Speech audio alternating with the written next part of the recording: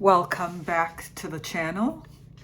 Today we're still talking about survival mode, but today there is a generic component of survival mode that I wanted to bring to your attention. So it's so subtle that you could truly miss it. And let's say that you are spending a weekend with a friend, and this could be someone you know very well, but you've never really spent time sleeping with them under the same roof. So now you're going to see the fear of survival mode coming at you in a really different way. And this is important because fear creates energy. It's energy.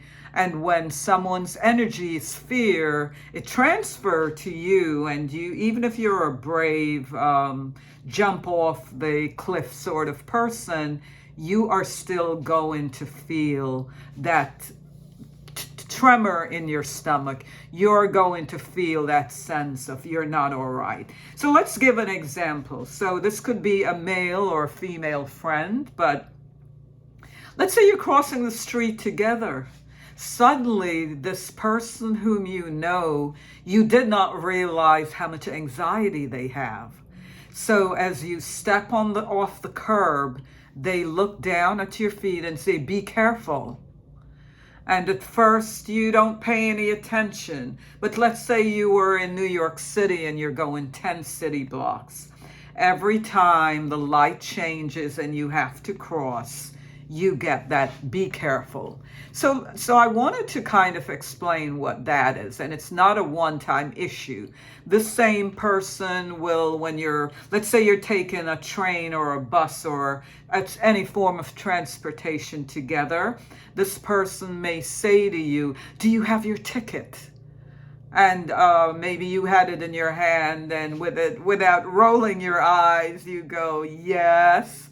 So I wanted to take a moment today and explain to you what that behavior is really about. So the "be careful" on the curb is fear that you're going to be hit by a car. So that person must have gone through their head already, seeing you being hit by a taxi or whatever if you're in New York. And so this "be careful" is the end result of the image or the mirror in the head of what could happen.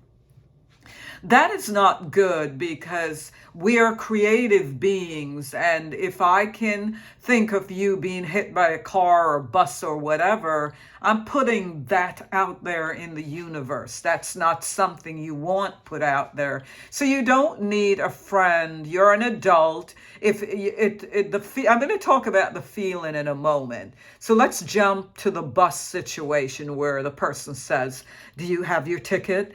So you have to ask yourself when they say that, what are you feeling? So once again, let's translate what's in their head to say that.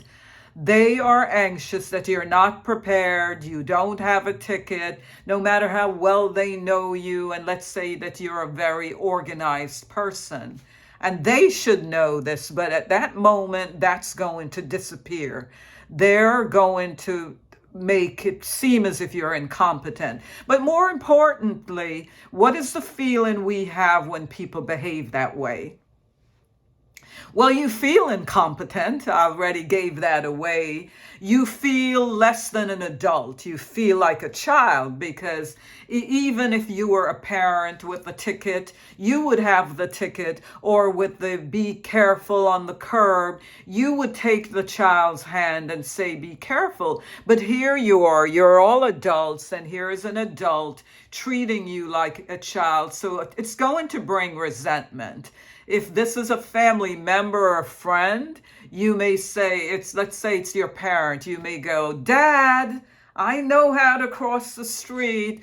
Or if it's a friend, you kind of look at them jokingly and say, "Do you remember that I'm an adult?" But this is a controlling component of survival mode.